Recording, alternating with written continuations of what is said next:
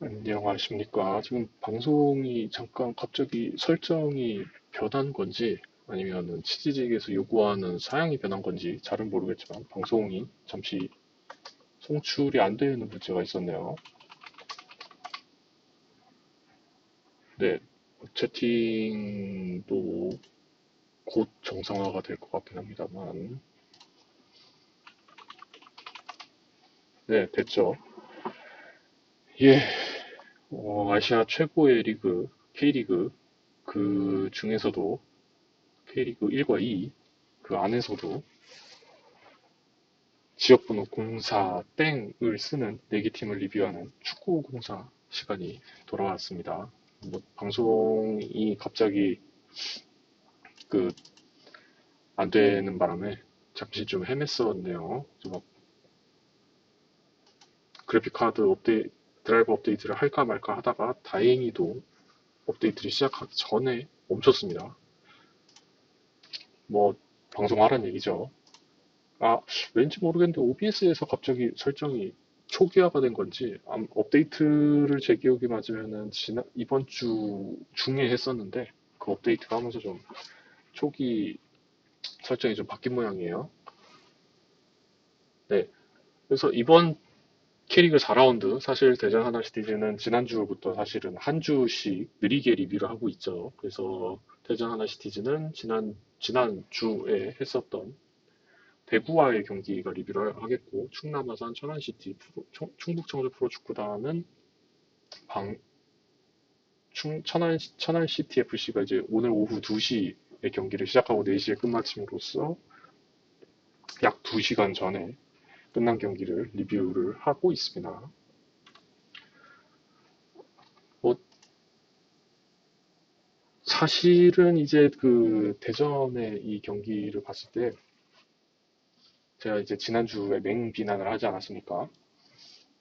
뭐 한 주 전 거, 그러니까 2주 전, 지난주니까 이제 3주 전 경기를 보고서 이제 맹 비난을 했었죠. 그때 울산이랑 했던 경기를 보고서 제가 맹 비난을 했었는데 마치 그 방송을 봤다는 듯이 제가 얘기했던 것들을 개선을 해서 나오는 통에 어, 좀 깜짝 놀랐습니다. 아마 이제 1라운드, 2라운드는 약간 좀 이제 몸을 푸는 과정이고 선수들도 이제 적응 차원에서 조금 헤맸던 게 아니었을까라고 생각을 하고 있어요.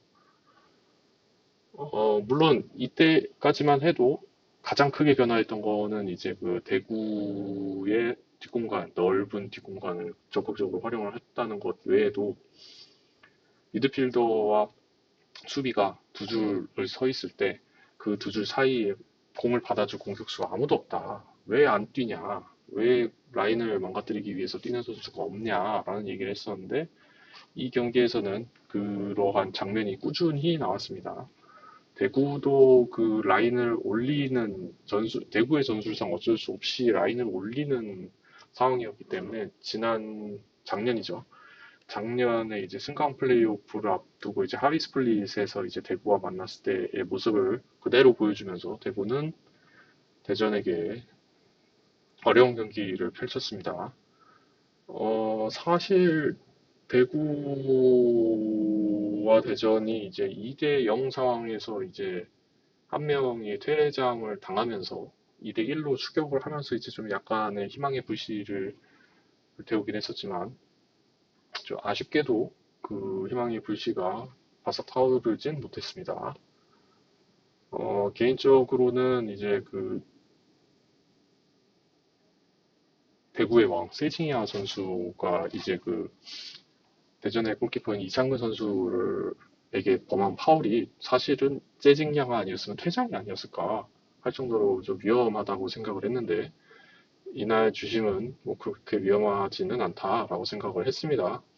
그거에 비하면 대전이 당했던 퇴장은 그에 비하면 그렇게 위험하진 않았던 것 같은데 라는 생각이 들기는 하지만 어쨌든 대구는 대전의 퇴장 한 명을 이끌어냈고 그래서 추가골까지 넣으면서 이제 기세를 올리긴 했지만 이제 강팀의 요건이죠.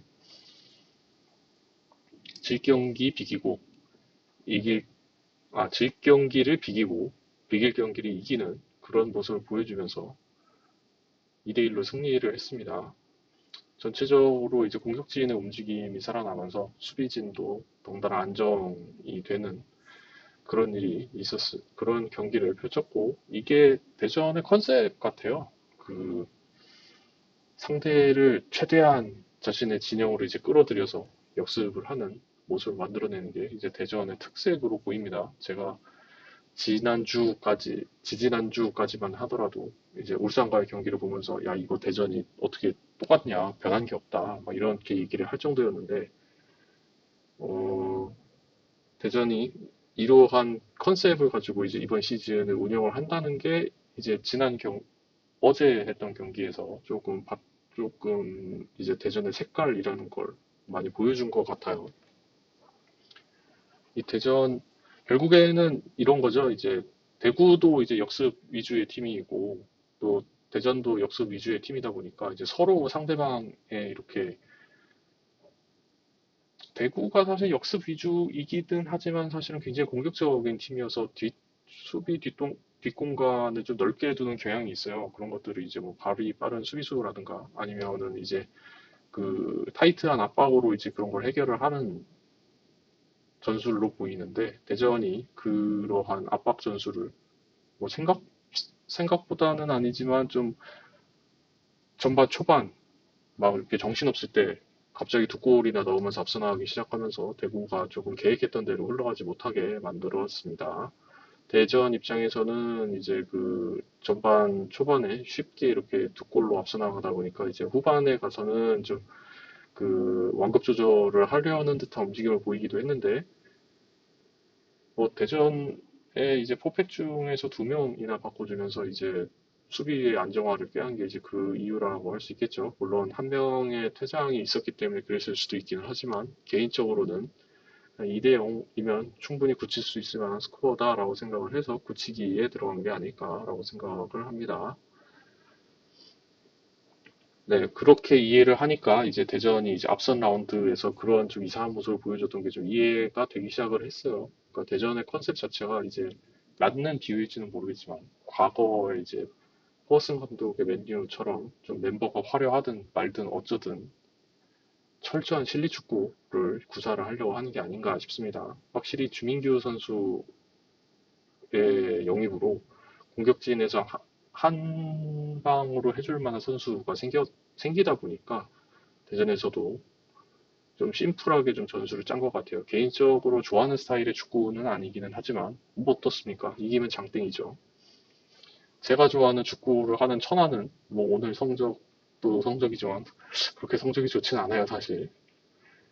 하여튼 대전은 충분히 좋은 스쿼드를 가지고 충분히 실리적으로 굉장히 승리에 집착을 하는 듯한 전술을 들고 나왔고 뭐 아주 좋은 성적을 내고 있습니다.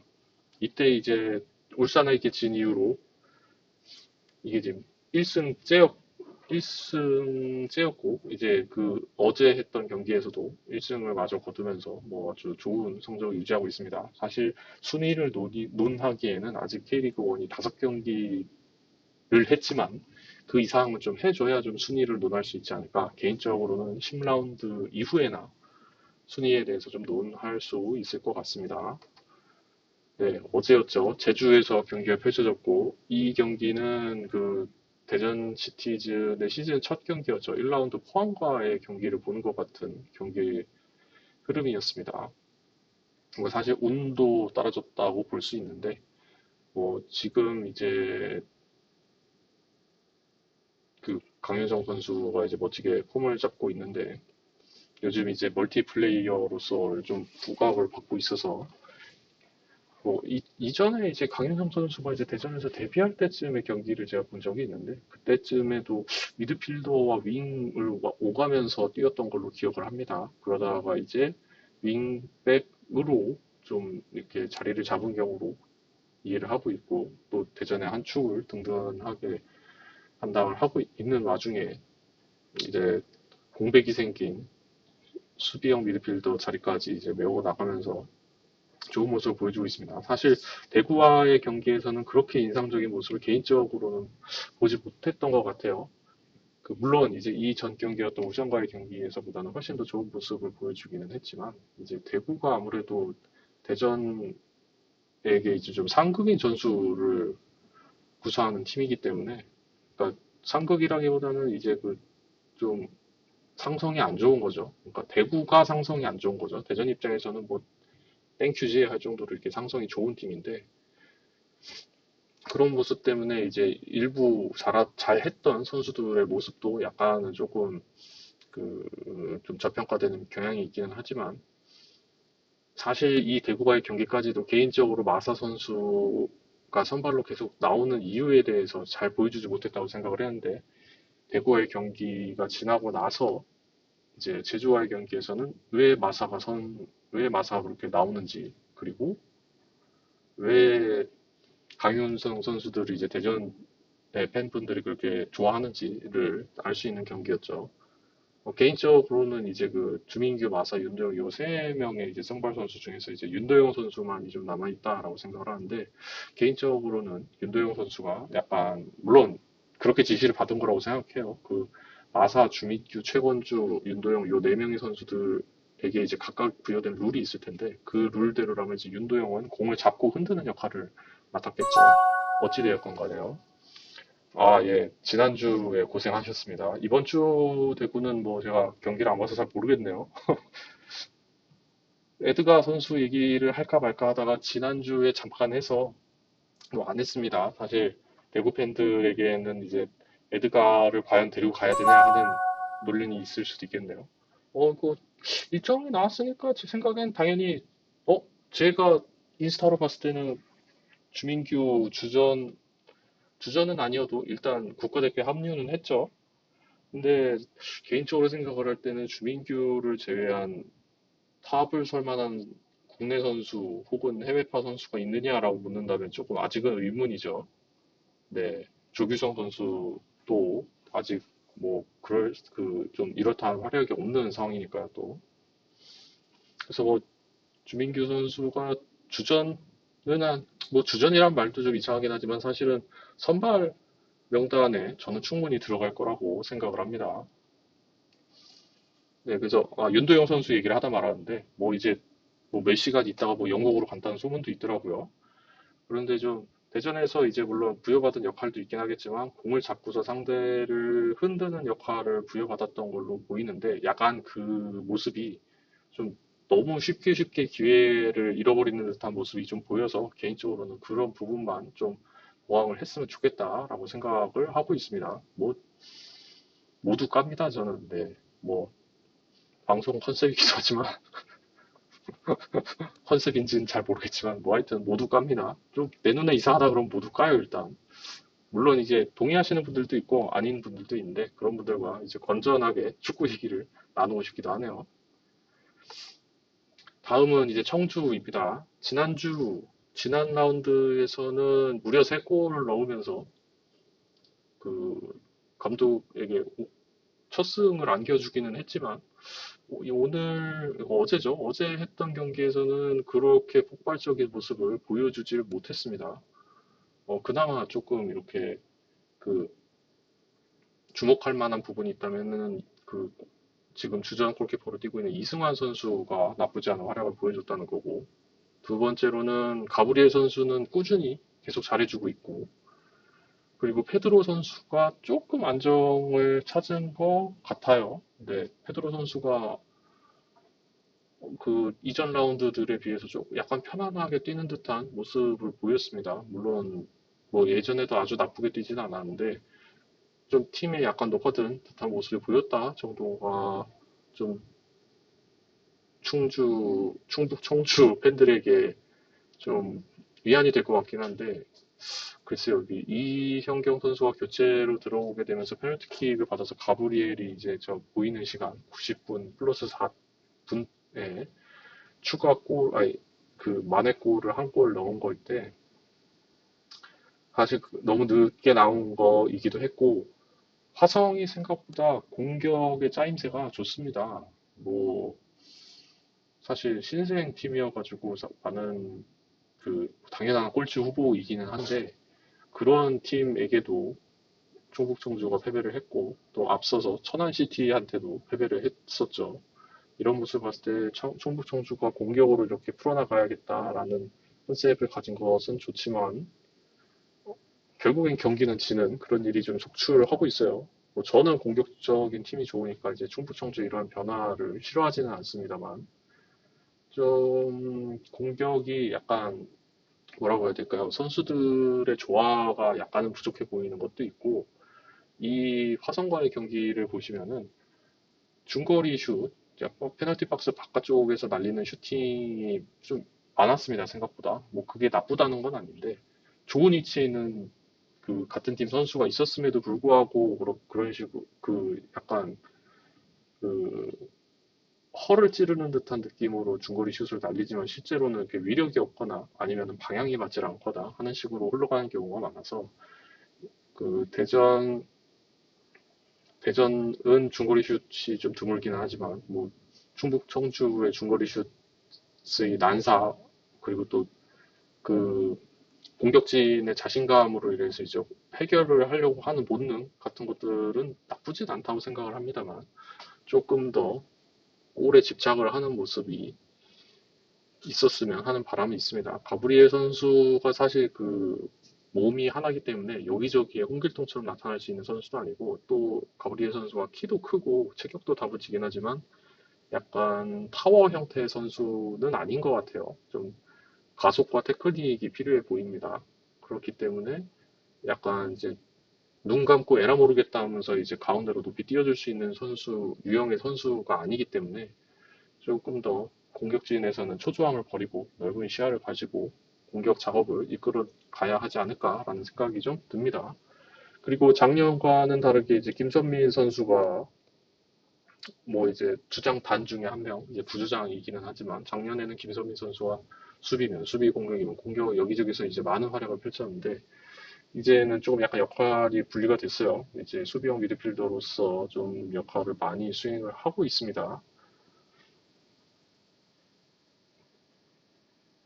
그 외에도 뭐 개인적으로 이제 그 많이 언급을 하는 이영경 선수가 교체로 투입이 되면서 이제 또 이영경 선수의 신장이 있다 보니까 이제 좀 머리를 노리는 듯한 플레이를 예상을 하던 화성이 이제 이영경 선수가 발을 좀 아니, 발을 또 잘 쓰거든요. 그러니까 발을 쓰는 모습을 보면서 약간 당황을 한 건지 거기에서 이제 파울을 얻어서 만회골을 주기는 했지만 나쁘지 않은 승리였습니다. 화성 충북 청주가 조금은 어렵게 공격을 혹은 너무 쉽게 공격권을 내주는 느낌이었다면은 화성은 꽤 아기자기하게 공격을 전개해 나가는 스타일이었어요. 선수들 개개인의 뭐 능력 차이야 뭐 어차피 K리그 2나 1이나 항상 있는 일이긴 하지만 그러한 능력 차이가 잘 보이지 않게 굉장히 조직적으로 공격을 전개해 나가는 모습이 굉장히 인상 깊었습니다. 또 전반 초중반쯤에 이제 가브리엘 선수가 화성의 골키퍼가 1대1로 대치를 하는 상황이 있었는데 가브리엘이 못 찬 게 아니에요. 가브리엘은 그 골키퍼가 그 막지 못할 법한 코스와 속도의 슈팅을 제대로 날렸지만 화성 골키퍼의 선방으로 그 골을 놓쳤습니다. 이런 식으로 그게 조금 아쉬운 부분이에요. 개인적으로는 그 장면에서 이미 들어갔다라고 저는 생각을 했거든요. 왜냐하면 가브리엘이기 때문에요. 그런데 그 골키퍼의 선방으로 놓치고 또 그 외에도 한두 차례 정도 좋은 기회를 놓치다 보니까 약간 공격진이 초조한 모습을 보여서 좀 성급한 공격들을 했던 게 아닐까라고 생각을 합니다. 아마 쿠팡 플레이에서 제공을 하는 그뭐 하이라이트 부분을 보면은 항상 그 충북 청주의 중거리 슛 뒤에는 아쉬워하는 팀 동료들의 얼굴이 잡히기도 합니다.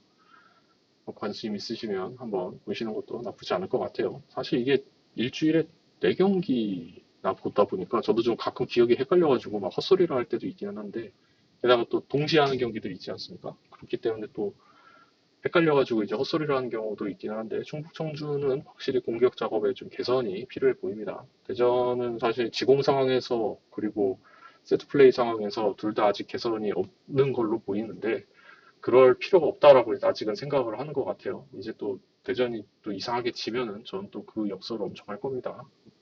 야, 니들 세트 플레이 연습 안 하냐? 야, 니들 공격할 때 정리 안 하냐? 공격 패턴이나 루트 이런 게 없는 거냐? 막 이런 식으로 얘기를 하겠죠.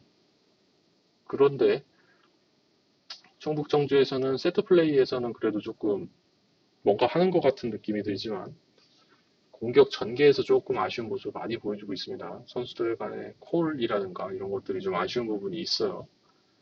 아마 외국인 선수들의 합류가 늦어서 그런 건지 뭐 자세한 연유는 잘 모르겠습니다만 충북 청주는 공격을 해결책으로 생각을 했다면 그에 따른 공격 전술도 좀 제대로 소화가 됐으면 좋겠다. 는 아쉬움이 있습니다. 그래서 이제 올해 K리그2에 합류한 화성에게 구단 첫 승리를 선물해줬죠. 다음 주도 아니죠. 다음 주가 아니라 다다음 주죠.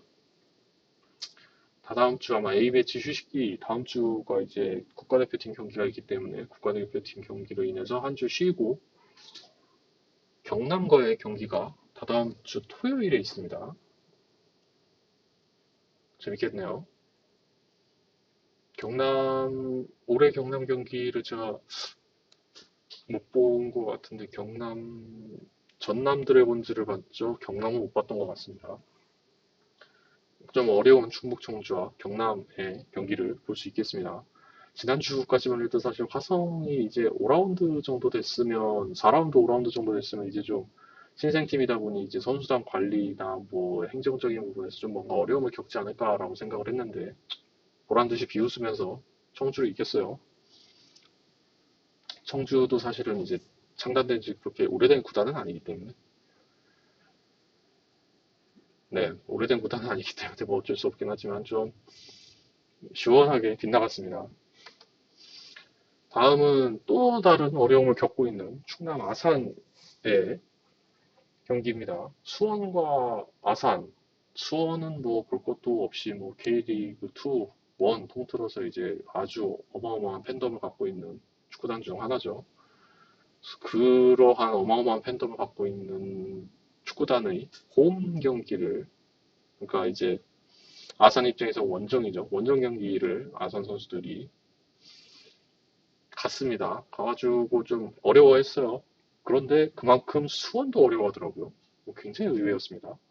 수원이 이제 작년에 그 아슬아슬하게 이제 플레이오프에 진출했었기 때문에 올해는 뭔가 좀 더 강력한 모습을 보이지 않을까라는 생각을 했지만 아산도 물론 이제 작년에 승강 플레이오프로 가는 강한 모습을 보이긴 했지만 올해는 사실 작년만큼 강한 모습을 보여주고 있지 못하고 있거든요.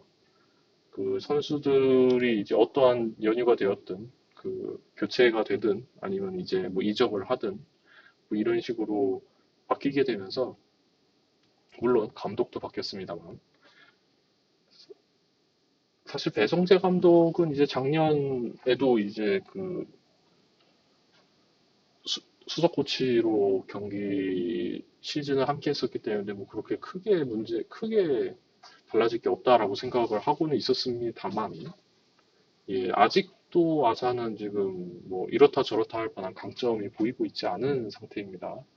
사실 두 팀 다 뭐 공방을 물론 이제 수원 쪽이 좀 더 공세가 많긴 했지만 공방을 주고받는 경기가 있긴 했지만 개인적으로는 뭐 두 팀 다 안정적인 무승부를 가지고 갔다라고 생각을 하고 있습니다. 강민규 선수가 원톱으로 선발 출전을 해가지고 개인적으로는 좀 센스 있는 모습을 많이 보여줬다라고 생각을 하는데 위협적인 모습을 보여줬다라고 얘기하기는 조금 어려운 것 같습니다. 손준호 선수도 이제 충남 아산에서 좀 야심차게 영입한 선수인데 아직 경기장에서 그렇게 이렇다 영향력을 보여주지는 못하고 있어요. 개막전 이후로요.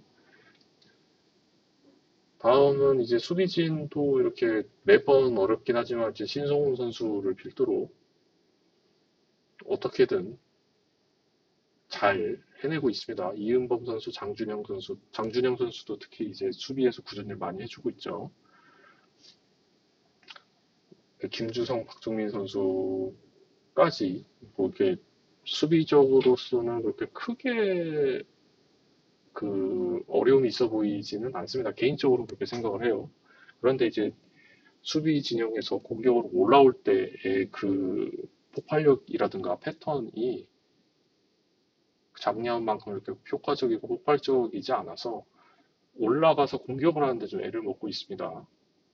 그냥 뭐 상대가 내려서면은 골을 못 넣는 거는 뭐 최고 팀이 됐든 최하위 팀이 됐든 마찬가지이긴 한데 작년처럼 그런 것들을 좀 시원하게 해결해 줄 수 있는 준익료 선수의 부재가 아무래도 충남 아산에게는 좀 큰 공백이 있지 않은가 하는 생각이 들고 데니스원 선수가 그래도 수원과의 경기에서는 괜찮은 모습을 보여줬어요. 언뜻 준익료 선수가 보일 듯 말 듯한 모습을 보여주면서 괜찮은 모습을 보여줬기 때문에 데니스원 선수의 기량이 조금 더 올라오고 또 좀 다득점 경기까지는 아니어도 아슬아슬하더라도 뭐 한 점짜리 경기가 됐든 어떻게 됐든 승리가 조금 쌓여야 좀 충남 아산이 좋아질 것 같습니다. 아직까지는 그렇게 좀 작년과 같은 모습을 보여주고 있지는 않아요.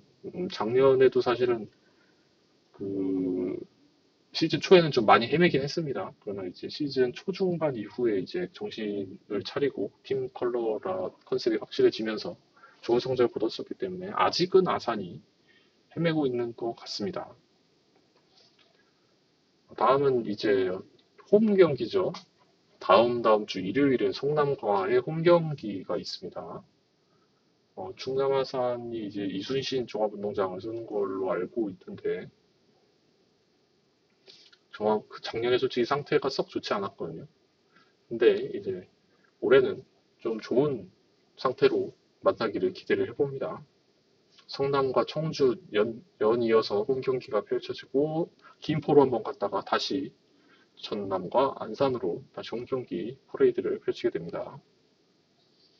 이 조금 작년과 같이 이렇게 뻗어나가는 축구를 할 수 없는 것, 그리고 또 막혔을 때 해결할 수 있는 선수가 없는 것, 이 두 가지가 좀 충남 아산에서 풀어야 할 숙제로 보입니다.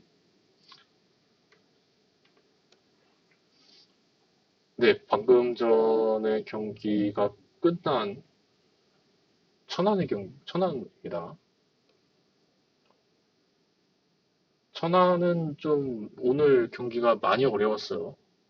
부산이 물론 이제 경력도 있고 좀 더 좋은 선수들이 많이 포진되어 있다라고 생각을 하지만 글쎄요. 부산이 전방위적인 그 압박 전술에 천안이 아무것도 못해본 경기였습니다. 펠리페 선수와 파브레 선수는 경기 시작부터 끝까지 아주 준수한 모습을 계속 보여줬어요. 퉁가라 선수도 교체로 투입이 되면서 준수한 모습까지는 아니지만 괜찮은 모습을 많이 보여주기는 했습니다. 사실 곤잘로 선수의 골이 조금 아쉽기는 했습니다만 사실 오늘 부산에는 비가 굉장히 많이 왔었어요. 그래서 수중전의 혈투 정도로 생각해 주시면 좋을 것 같습니다.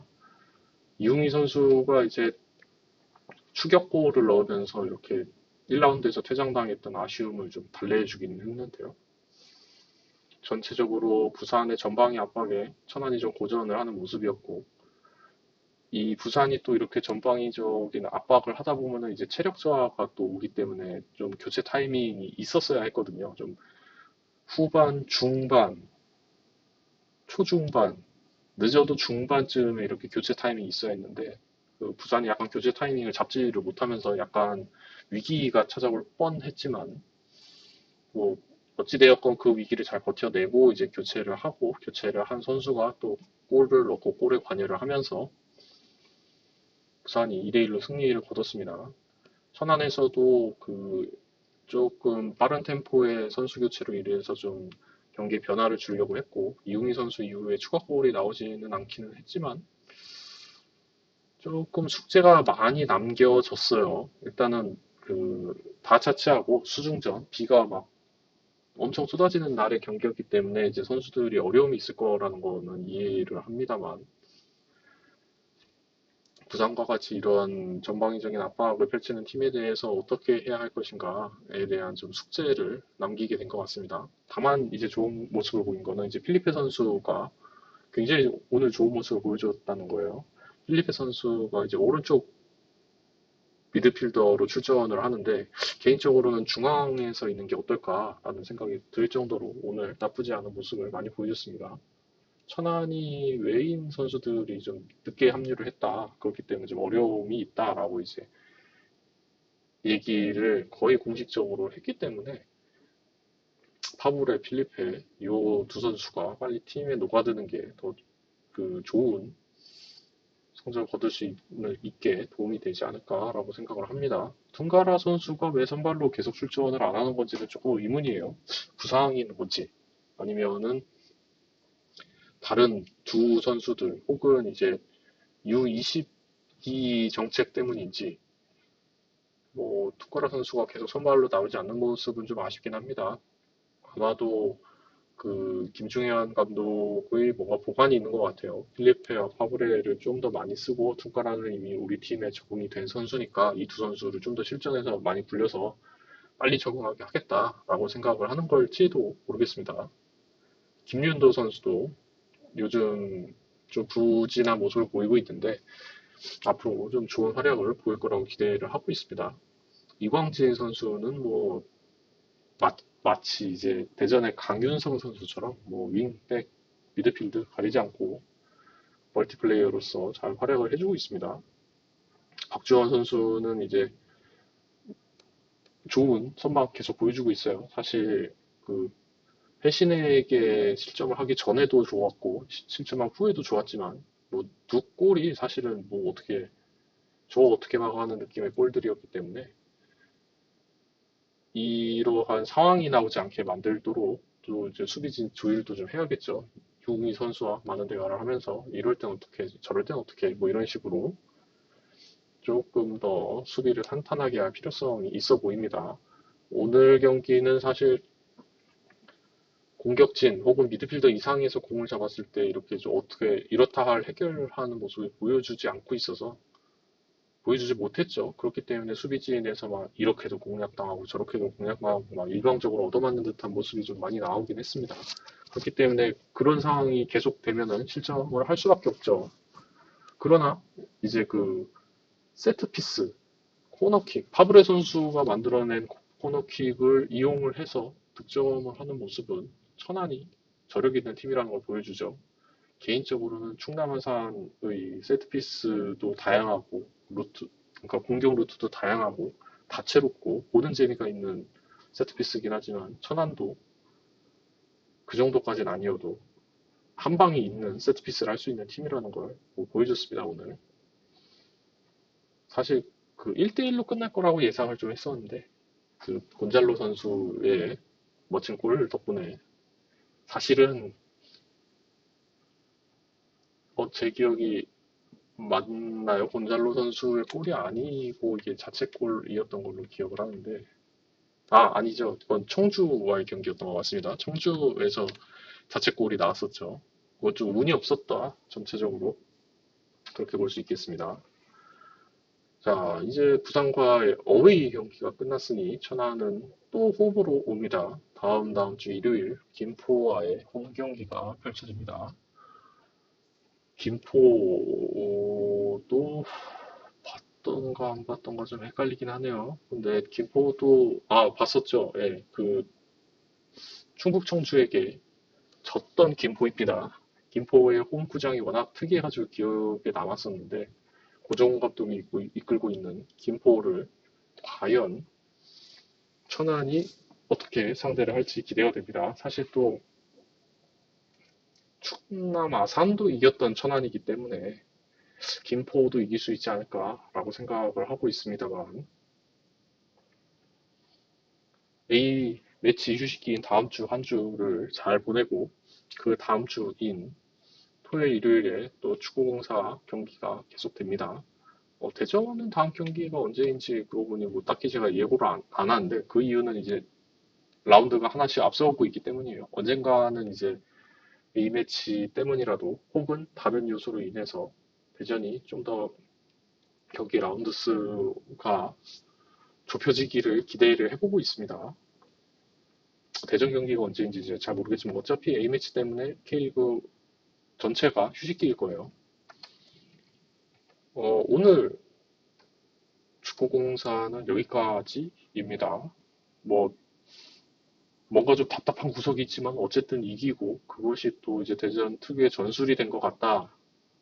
벌써 시즌 초임에도 불구하고 조금 안정권에 접어든 것 같은 경기력을 보여주는 대전. 그리고 공격으로 해결하려고 했지만 아직은 조금 더 조급 공격에서의 조급함이 눈에 보이는 충북 청주. 그리고 전체적으로 밸런스가 아직 완성이 되지 않은 충남 아산. 그리고 여러 가지 숙제, 압박이 강력한 팀에 대해서 그러니까 역습 위주의 간결한 터치, 롱볼 위주의 축구를 구사하는 것 같기는 하지만 아직은 뭔가 강한 압박에 대한 대처가 안 되고 있고 용병들의 늦은 합류로 인해서 좀 어려움을 겪고 있는 천안시티 FC 이 팀들이 다음 주 A매치 휴식기를 지내고 나서 과연 다른 모습을 보여줄 수 있을지 각 팀의 팬분들은 또 기대를 하실 수 있을 것 같습니다. 네, 오늘 방송은 여기까지고요. 다음 주 A매치 휴식기에 제가 방송을 할지 안 할지는 사실 잘 모르겠지만 다음 축구공사 때 또 뵙도록 하겠습니다. 감사합니다.